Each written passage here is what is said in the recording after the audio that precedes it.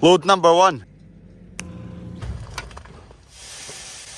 Right, testing barley. Nice wonky line to start. Just like that, field wiped out. Morning, Holly. There we are, wee cammy. Ah, ya bandit! Good morning.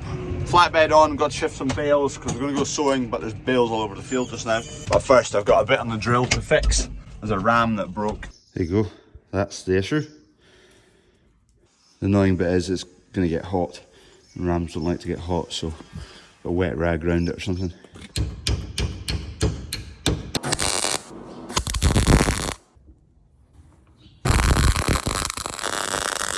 Right, I've plastered it with weld. I did originally weld the outside and kind of left it really flush in the middle so the bolt would go through. But to make it stronger, I've welded round the seams and through the middle so that I can now drill it out with this drill bit, hopefully, and the bolt will then fit. The wet rag's now protecting the seals on the ram. So hopefully, if I drill that out now, it'll be fixed and good to go.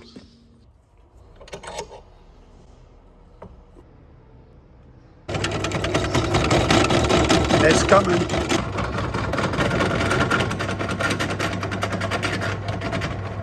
Moment of truth, does it fit? Moment of truth will actually be if it doesn't fall apart when it's getting used. So this ram sits between that bolt and these bolt holes. This is how the other side sits, like that. There you go. So basically, when we're needing the markers down for the tram lines, that ram sinks into there. They hit the ground and leave a mark along the ground. Kev's just currently calibrating the drill for some rapeseed.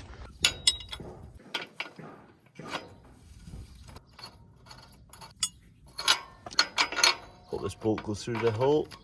Yes, we're in the money.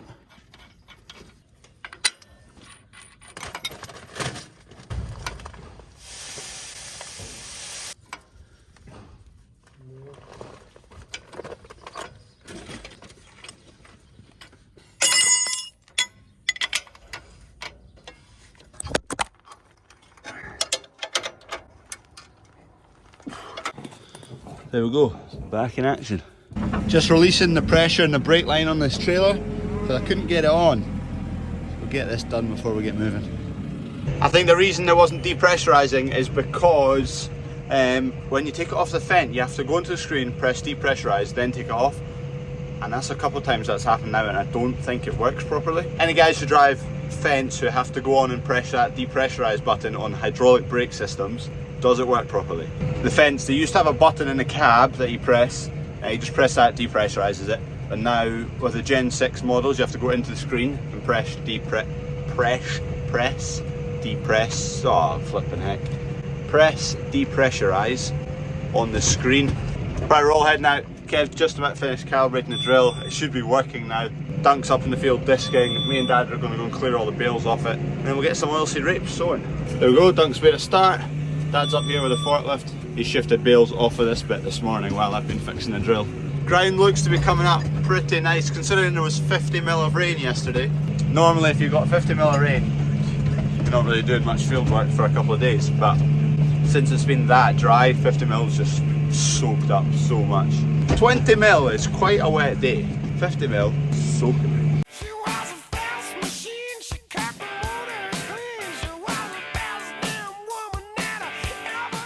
Load number 1 secured. Dad will come back to the yard with me. There's a lorry of timber coming for the joiners today. At some point the joiners will phone and say it's arrived, so we need to get it off the lorry. It's not one of those high-ab ones. Load number 1. Done. Pea viners on the shift. There they go. Some years we have peas. We've not had peas for a wee while, but I think we're going to incorporate back into the rotation some peas. Just gives a good break for the oilseed rape, and you get a good field of barley off of after peas, because peas are nitrogen fixers in the soil. This job doesn't take long when someone's already rown them up along the tram line. What you can even do is whack the GPS on.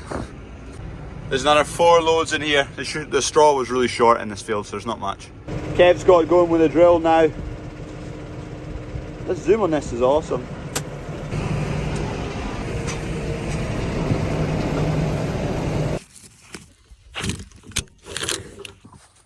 Another load. Let's go, dog.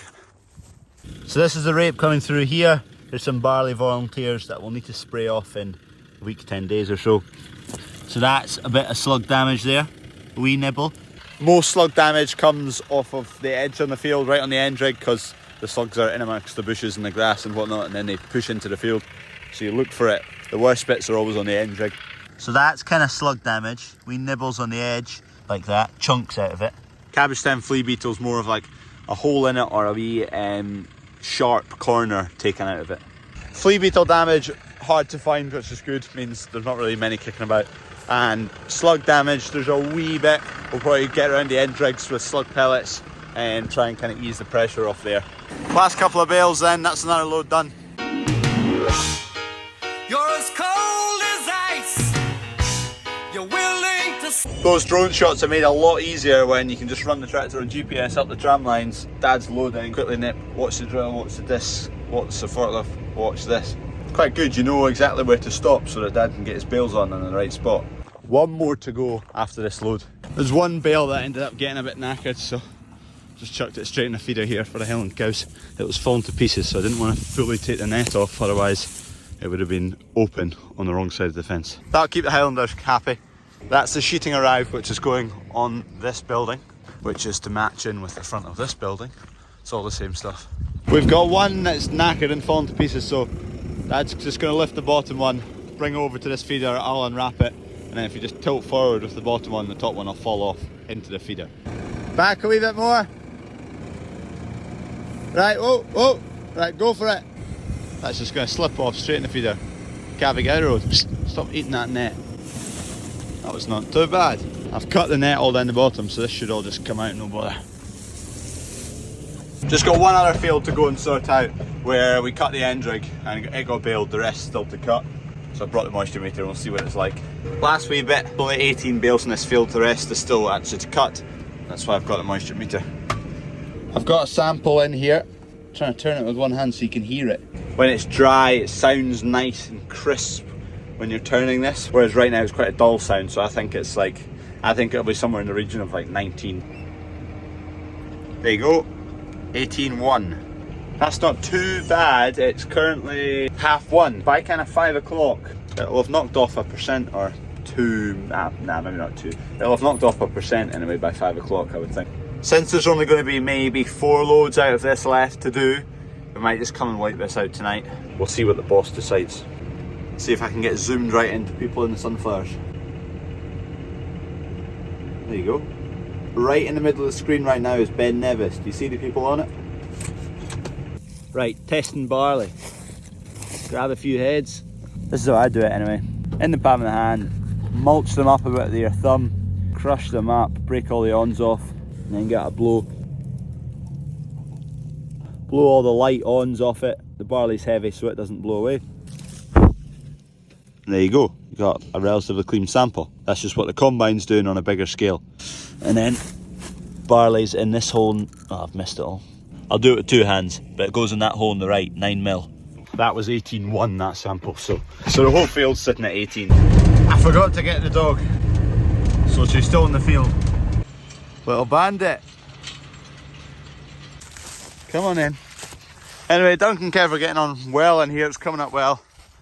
Bales are shifted from this field, from that field, down to the yard. You can see the bales right in the middle of the screen now.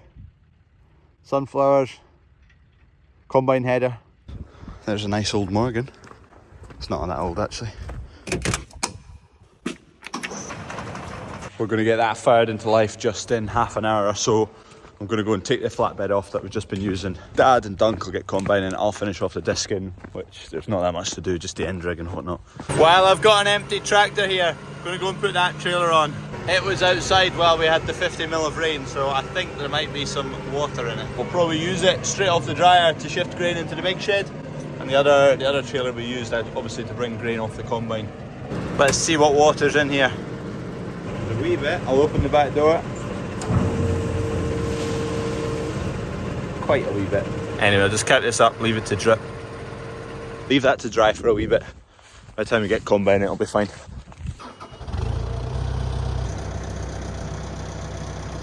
Well, we've got to lend to this forklift. there's wee foam bits that stop birds getting in. So I'm just pushing them back in because there's a few of them that have come out with the wind. That's that one done. Notice the wee corner that's obviously fallen to pieces. Could do another test screw up there. Don't think that's meant to be cracked. Rocco, whoever you are, probably built it. I see you. 3 more to go. 1, 2, 3. I've done all the bits around here. I would like it to be known that I am not a fan of heights. I'm not enjoying this. Good view from up here. We've got a few cracks in this shed roof that are needing addressed. Satisfying piece of work, that. Much less intimidating going for this bit than going right up to the bits of the apex. Never been a fan of heights.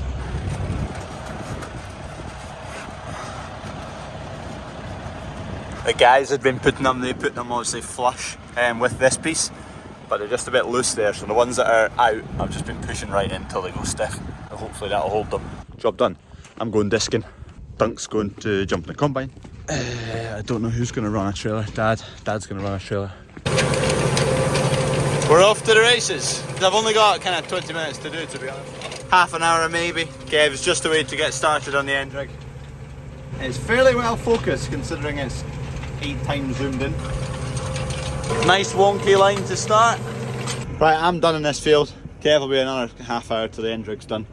Which just worked out fine because by the time I get back down to the yard, jump in a tractor and trailer, Dunk will be ready to go combine it. From that blue tractor to that blue tractor. We're going now in this field. You can see there's not a huge lot to do, so 4 loads total. Get this straight onto the pit and get the dryer going, get it on, get it fired up. That'll do it. Just go and turn the intake on the pit, get this grain into the dryer and get it going. Oh, I think it's all ready to go. Let's just check which way is that going. Dryer, yep. There we go, filling. Intake will come on just in a second. Top elevator, just need this to come on. Come on. On you come, on you come. It is on, I think the light's just not working. Yeah, there it is. The light's obviously not working. And away we go. Back to the field. This is spring barley, seed again. So we're growing it for people to grow again, resown in the ground. We'll keep some ourselves as well. TARDIS is the variety of it. No, not TARDIS, that's winter barley. Laureate is this variety. Kev's finished with the drill, taking it back along to yard 2, where it belongs, or it stays anyway when we're not using it. What's the chances I don't spill in this load? 0%. We pocket in here to fill off, it'll take 300-400 kilo.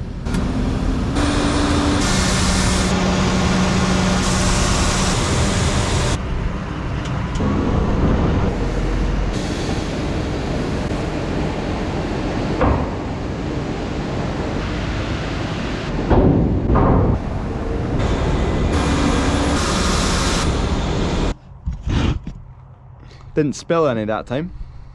Rare. There goes Kev, he's finished sowing. So that's another field of rape in the ground. Happy days. Just like that, field wiped out, done. Don't need to take the header off because the next field's just there and we can get across, no bother. Not going to cut anymore, that wasn't ideal moisture wise, but there wasn't much of it, so we just hacked it away and we'll get going tomorrow. Because this grain's coming in at 18%, a bit wetter than we have been drying, it needs to dry for a bit longer. And seed, you can only dry it up to, I think it's actually 65 degrees. You don't want to exceed that or else you kill the germination and it won't grow again. Whereas if it's feed product, barley that's going for feed for animals, doesn't matter if you kill germination, so you can dry it at 90 degrees. So our burners are set to go for 60 degrees right there. That just ensures the grain doesn't reach too high a temperature and kill the germination. Once we move to wheat or anything else that's not needed to germinate, then we can whack it at 90 degrees, dries a bit quicker.